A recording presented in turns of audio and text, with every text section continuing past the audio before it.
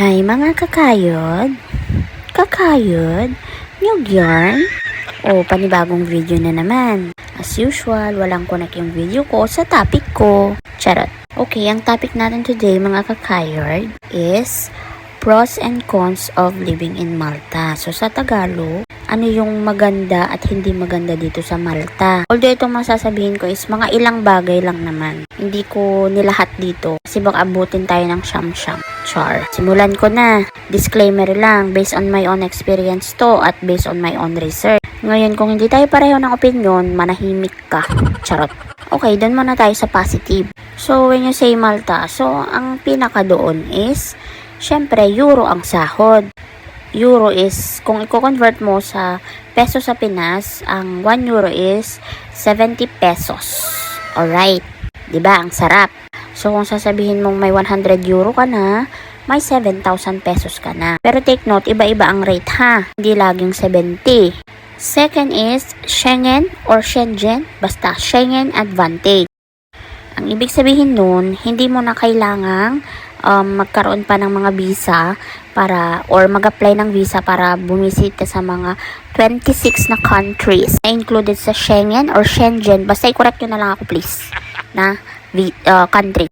Okay, next. Safe and English speaking sila. Hindi kagaya sa ibang European country na kailangan mo pang mag-aral ng mga lengguwahe nila. Although ngayon, inaano na nila na mag-multis language ang mga third country national dito. Sa ngayon, hindi pa mandatory. So, talagang maiintindihan mo sila hindi kagaya sa Italy, Spain, Paris, France.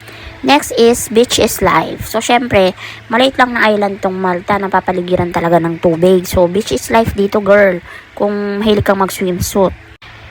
Next, malaki ang Filipino community. So, maraming mga Pinoy dito. Hindi ka din mawawala ng Pinoy store, simbahan na may Tagalog na misa, at mga ka-friendship na makakasama pag homestay. Take note, friendship lang, walang ibigan. Charot. Next is Catholic country to, kaya open country siya. So, hindi ka maninibago sa religion dito talaga. Kasi maraming simbahan dito. Actually, 300 plus atang simbahan dito na Katoliko. Kaya kahit saan kang sulok na may makikita kang simbahan dahil. Yung mga religyoso dyan ng Monday to Saturday, pwede kayong makimisa, tapos Sunday, chismosa na ulit kayo. Charot!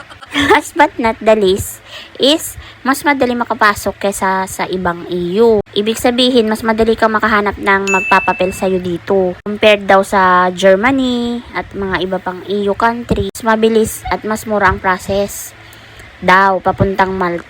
Lalo na sa hospitality at caregiving at iGaming. So, ayun lang. Bye-bye. Ciao!